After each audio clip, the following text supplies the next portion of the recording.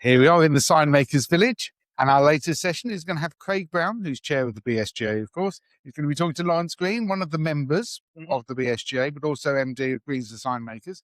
We're going to find out a bit more about Lawrence and about the relationship between the organisations and loads more. So please do come and join us. You'll get your chance to ask your own questions shortly. I'm going to hand over to Craig. Thanks very much, Jack. Much appreciated, and welcome to the stage, Lawrence. Thank you very much. Thank you for taking time out of your busy schedule. Obviously, we're here today at Sign and Digital, and we've got the Signmakers Village. So what we're trying to do is kind of let the audience know how people have kind of got into the industry, into the sector, and the fact that you're second generation, third generation. There we go, education. There's a fourth as well, but they're not old enough yet. So do you want to just talk us through your journey into the sign business and maybe the early days and how it worked? Yeah, my first memory of being involved with the business was actually colouring in some drawings, elevation drawings, on the kitchen table with felt tip pens to meet some deadline. I was certainly younger than 10, and yes, could keep it between the lines at that age. So that was my first memory, but I've always been involved. It's always been a big part of our family, obviously. My granddad originally started it, hand painting signs, so it's lovely to see some of the more traditional aspects here today as well. Yeah, big shout out to Perry Signs. Indeed. So yeah, we're going to get some coaching, I think, and bring that back. But yeah, so always been involved. I've worked there in the summer holidays, sweeping up the yard, tidying that up. Before I went to university, I worked on the shop floor, vinyling. Before we had the Rolls rollers, we were hand scraping a load of Harvey's flex face skins, cut vinyl. So you get absolutely soaking wet. And that rollout worked all summer, applying these cut vinyl skins, working from 7 a.m. till 10 o'clock, Monday to Thursday. So was it a given that you would come into the business, or did your parents want you to experience something else, or was it very much your call? So I did have a gap year, started at Green's before, went off for 3 months and experienced the world and had a bit of fun, came back, actually worked somewhere else before university. And no, it wasn't really a given I would join. It was the first summer of university that my sister actually sat me and my dad down and literally knocked our heads together and went, "What are you doing? Are you wanting to join or not?" Yeah, so my dad could at least start to plan something. And it was at that point I decided, no, I do enjoy it. Yeah, enjoy the industry, enjoy the freedom that being part of the company gives. So yeah, it was at that point I decided I would come and rejoin the business after university. So obviously you're managing director of the business now. So did you want to talk us through the journey from joining to the management director role? Yeah, whatever the role was, I did it. Basically, I've properly worked my way up, say on the factory floor, particularly before university, came back, a bit of installation. It was nice. I did it over the summer, so I got the good aspects of it. The nice weather. Yeah, precisely. Not the winter side. But yeah, then assisted the production manager with a big project we had onto project management. So yeah, so I was ops manager in, I can't remember, 2012 maybe. No, yeah, 2012, and full managing director. I think that was 2018, if not before. I'm getting my dates wrong, probably. Go around. Yeah, I'm with you. Yeah. So, and then, yeah, been very fortunate. I get on incredibly well with my dad. I know that's not a given in many family companies. Yeah, he's given me the trust to get on with the business and run it how I see fit. So has he remained your mentor? Yeah, he's been very good. He's coached me through. Certainly on the production side, running the factory and that side of thing. You know, it's the same old, and I feel incredibly comfortable. That's never a concern of mine when the workload increases. I have, since the last few years, had an external business coach, which has been fantastic and really helped push the growth we've had in the industry. I think that's really interesting because I think a lot of business owners assume that taking a coach on is a weakness. And I know from my own experience, that the original founder, managing director of the business that I took over and became the custodian of the brand, if you like, is a very strong-willed individual. And I didn't know whether my style would work. So what we actually went out and actually took time to bring a chairman on. And to a certain degree, I thought, well, I've invested in this business and now I've paid to have a headmaster. So I had to change my mindset to get the most out of it. Was that similar for yourself? Yes. The reason I particularly started with external coaching was accountability, because being at the top, I just wanted somebody to to check and make sure I followed up on what I was proposing each month. So that's been good. Well, and again, we were discussing before we sat down, because I've been part of a franchise. When you've got 60, 70 business owners who are prepared to share information with each other, I sometimes don't think they understand the benefit that actually brings, because as a business owner, it can be very lonely. Who do I talk to? Who do I share this information? So in fact, you have your father as a mentor and you have a coach. Do you ever see that as a challenge with the staff within the business? I think that's one side that I have developed over the last 3 years, the coaching. We've always been very good at bringing on members of staff. There's people that have followed me up through the business, people that have worked with us, gone away, come back at a higher level.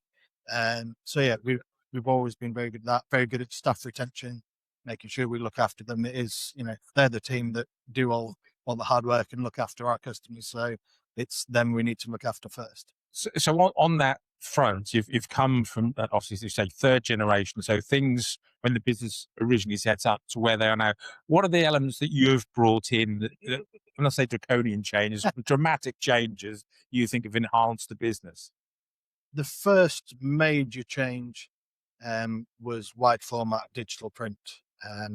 We had a 1600 wide inkjet, I can't remember what it was, little printer, and that was our print department. And yeah, we were just buying in more and more trade work, that was just getting so expensive. So did the maths, had a look, and invested heavily in that. So now we run a 5 meter wide and a 3.2 meter wide hybrid, all UV printers, and a HP as well still. So that's been a massive change. And those flexes that I made in the factory at 18 years old, we now print in about 2 weeks. So it's got a lot easier these days. Yes. Yeah. I mean, is there anything that you're seeing coming down the pipe work that you're looking to invest in or dip your toe into? Because I know when the business model that we've followed is always kind of make sure that there's a marketplace before you invest. So maybe you'll buy product in before you dip your toe firmly in the water. Is there anything that you see coming you might do that with? I mean, we do pretty much everything in-house. We do manufacture a lot in-house. One thing we will be pushing more, we do a lot of the larger built-up letters, metal, and certainly do all our own with acrylics. But some of the smaller, intricate soldered lettering, we haven't done them as much of late because of capacity, but that's certainly an area I want to increase because it's, a skill. And to be honest, I fear it might be a skill that's dying out, and I want to make sure we can still offer that and deliver that for the customers. I mean, that's a really good point. Again, for me, I was fortunate enough to work with a sign business in Norwich that had departments that manufactured, so they built up letters, the panels, had their own spray shop, they had their own glass bending for acrylic, sign writing department. So you had the ability to learn, but as each supervisor either retired or left, you felt that some of the skills were going away. Do you think there's anything as an industry we could be doing to kind of save some of that information, or even how we might go about it? I think a lot of it is partly with what's on trend at the time, and discussing with very signs, the hand painted is coming back. We're doing more and more. We can do the very basic level in-house. before we have to get somebody in with more of the traditional skills. So a lot of it is just what is on trend in that season. But because we have all of those departments, we try and cross-train them. And because we have such good staff retention, ourselves are pretty fortunate that we try not to lose the skill unless it's something that's going away. We don't screen print anymore when we used to have a massive demand for that, but just because there was the need. So things do come and go. Yeah, it's nice to keep the older skills alive. I mean, the trade association is here. People often, people come onto the stand and say, "Well, what's the benefit of me being a member?" I'm in a privileged position that I've been involved since 2000, partly on the technical committee, and then stepped through for various roles. My thing has always been the association is there to make sure that the state of the industry is healthy, and we kind of very much rely on businesses like your own to support us in doing those things. So if we were to come to you and say, would you provide us with a video content? Would you be happy? Because for me, that's the easiest way for us to retain some of this. And you're not going to train somebody, but if you could show how somebody's actually done it, and I'd love to see more of a collaboration from across the sector. I don't know if I'm alone in thinking that, by the way. No, I think it's a very good way of passing on that information, and as well promoting, showing you the people that you have got the skills. So it's a double win for me, and yeah, I enjoy doing that side of it as well as the old school. Yeah, get your hands dirty and making the sites. And again, I'll touch on: is there a particular reason that you felt joining the association would be beneficial? We've always been a member. My granddad was one of the founder members.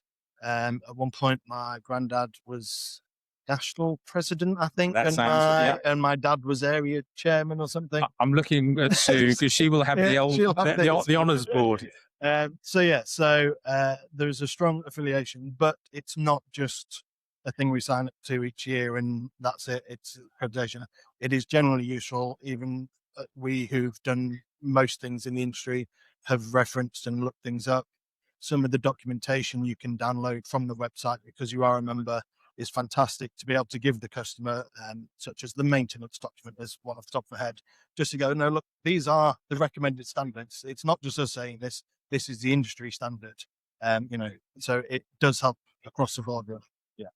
And that's very much where I come from. We're here to represent the industry. We should be the shop front, if you like, the window for the buyer to actually to see. Trying to be neutral can sometimes be quite tricky because, again, at the end of the day, I can't promote one business over another, but you do want to introduce people who will deliver on what you say. Mm-hmm. And I think that's the thing for me with members. If we can get more engagement and perhaps more collaboration, is there anything that you'd like to give us some guidance on, or things we might do better? You've already mentioned the video content. I think is something we're certainly pushing as a business, and I'd love to share with the site association. We'll be doing more and more on that. And yeah, I think having that information online in the video, which can follow up with articles and things. Just looking over there, you've got some great leaflets about the different things, about the types of signage. It's just getting what you have already in front of the customers, in front of the industry in general. So yeah, anything we can do to help with that would be great. And I think that's right, because actually for me, the specifiers are a target audience for us. You're right about the little soundbite pieces of information are there for a knowledge set. There's more detail behind on the website, but they're the bits that maybe open people's eyes. Yeah. So again, as an association, are the things that if I said that this is a forum and you'd encourage other people to come to the forum, what would you think would open? Maybe we should be targeting the staff. Would you be prepared to allow staff to attend events, or would you encourage that to happen? Yeah, certainly. I've brought some of our team here today. Yeah, that could be another way. Often they're the ones doing the brunt of the work and the ones that need that support. Yeah. There's no point just me knowing about this network I've got in the background if my 7 project managers haven't got the access to it as well. So yeah, that'd be a good mix. I mean, I know the guys don't know that I'm grassroots. We have got 2 gentlemen from Walsall College here, uh, who are very much involved in the modern apprenticeship and the NVQ. We've just been having a discussion about the CSCS cards and actually how maybe that there is already a route there to work. So part of the thing that these gentlemen will struggle with, and I won't just say Walsall College, I'll say Hull, is the fact that it's still a commercial entity. If we can't encourage people to take up the service is going to go away. So how do we go about endorsing that, do you think? I think, Not throwing you under the bus Yes, here, by the way, quite sorry. I think the important thing is getting people to know there is an industry and it's a big industry and that it is an option as a career. And many people have a fantastic career. I know talking to our local apprentices, specifically on sign makers, the guy who runs that, an ex-Greens member of staff, before he set that up, was at a evening event where people can come to discuss. And unfortunately, he was literally mopping up the ones that weren't interested in anything else. So we need to get people proud to be sign makers, to be printers that are involved in the industry. Really shout about it. That's certainly something I'm trying to do this year. I mean, again, with Swan sitting there at the moment, you've got two of your trainees, apprentices coming around the show. For me, it's something the organisers of the show need to kind of endorse. Maybe they have a gathering area and anybody who's on an apprenticeship is invited to come and we give them a guided tour. I mean, I'd certainly be happy to walk people from stand to stand because the next generation, we need them for our businesses to succeed. We need that skill set coming through as well. So that's as important as anything.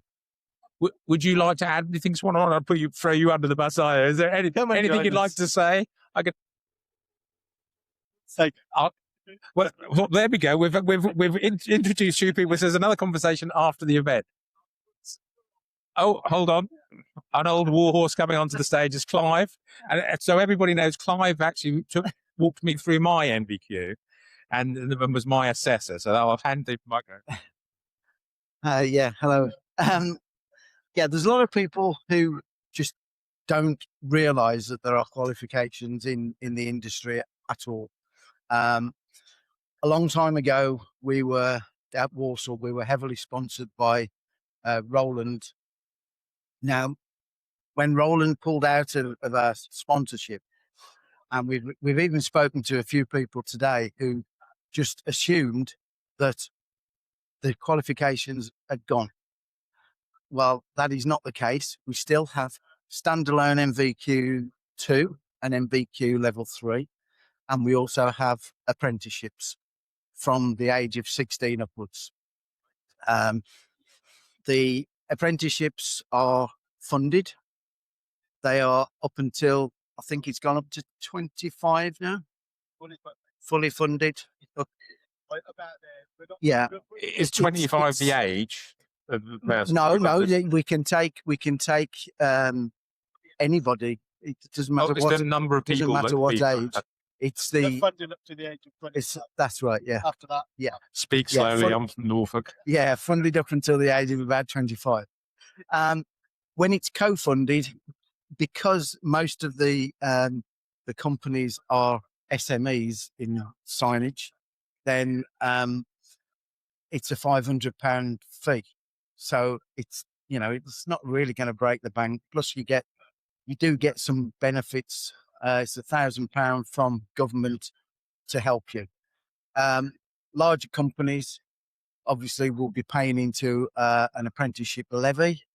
Therefore, use it because otherwise you're going to lose it, and that will pay for your apprenticeship. So there is plenty of opportunities.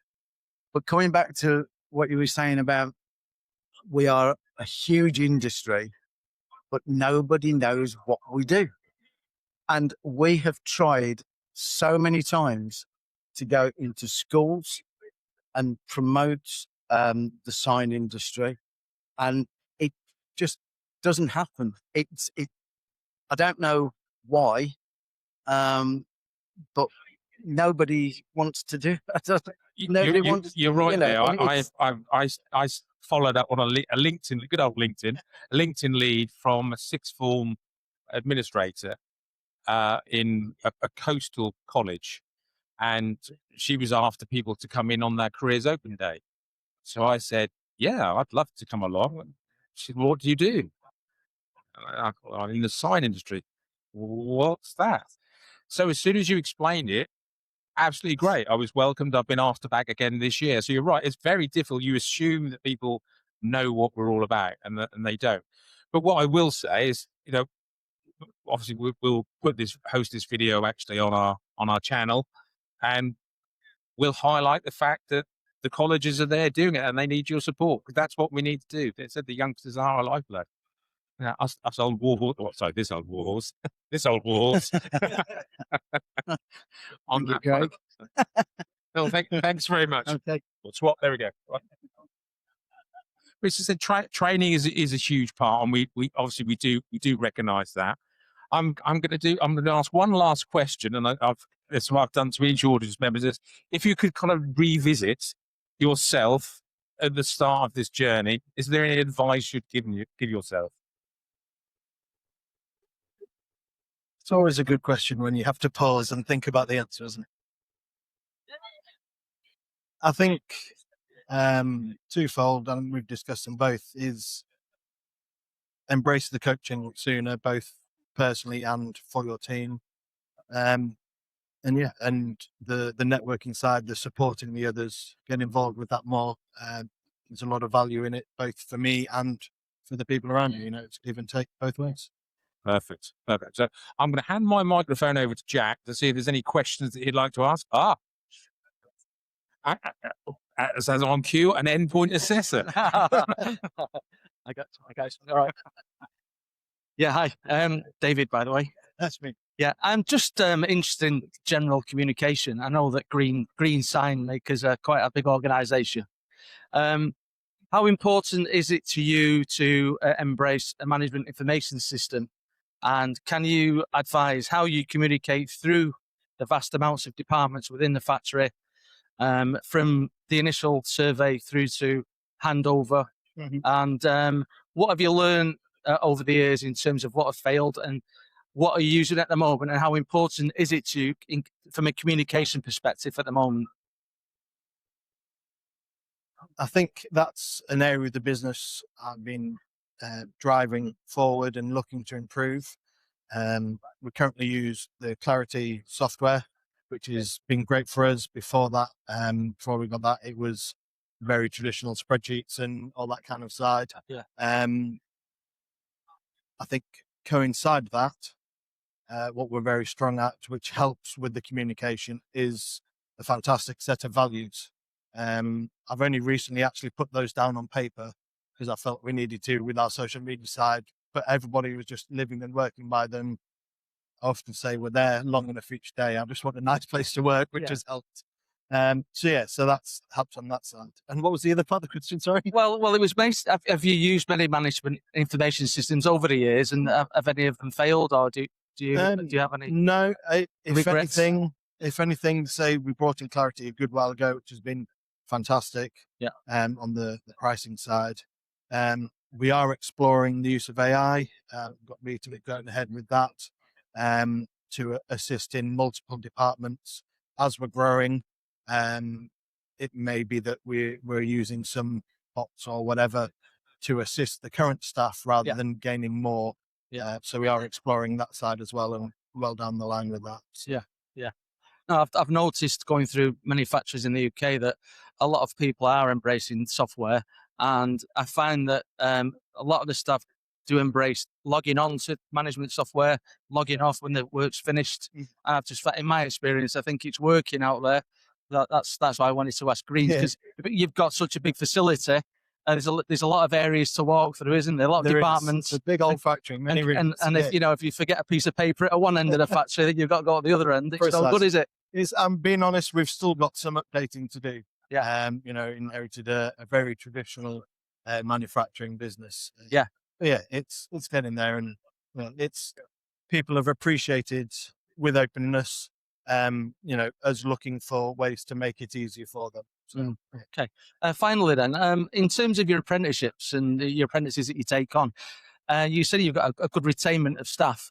What do you think the key is to retaining staff? I think it comes back from these values and morals as well.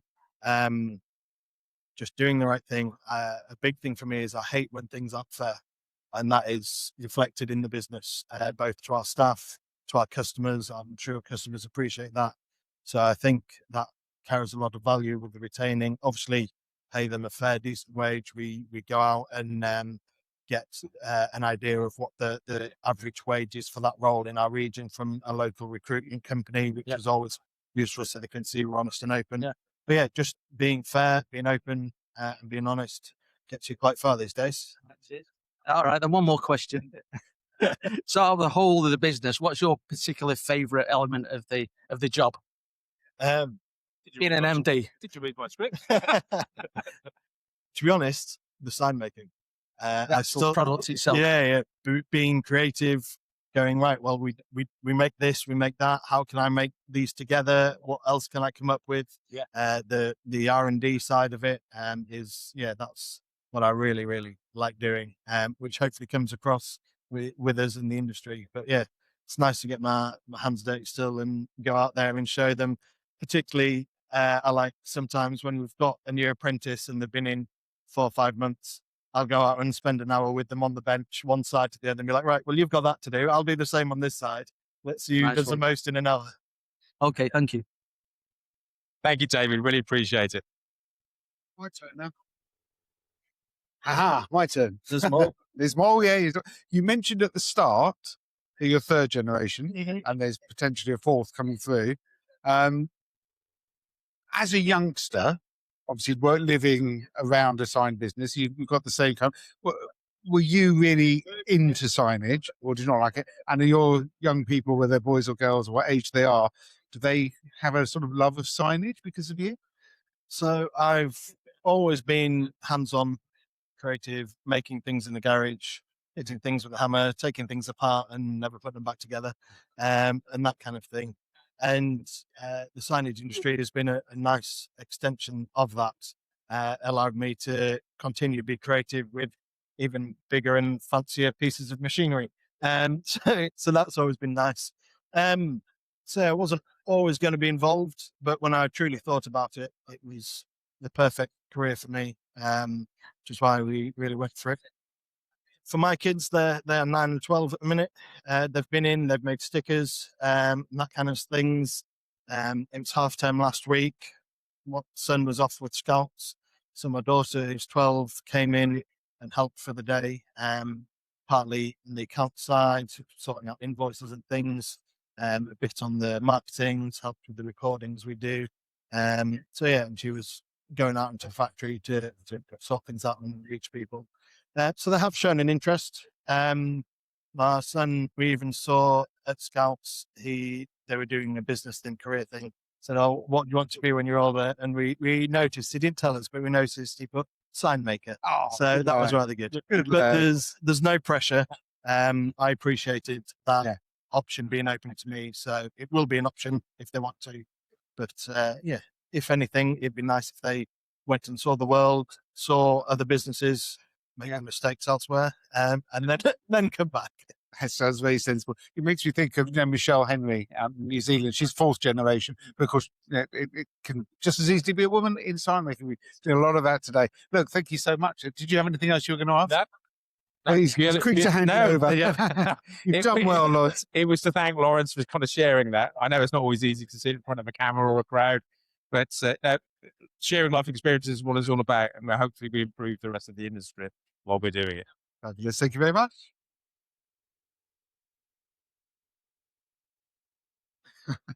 Well done. Thank you for that. Not a problem.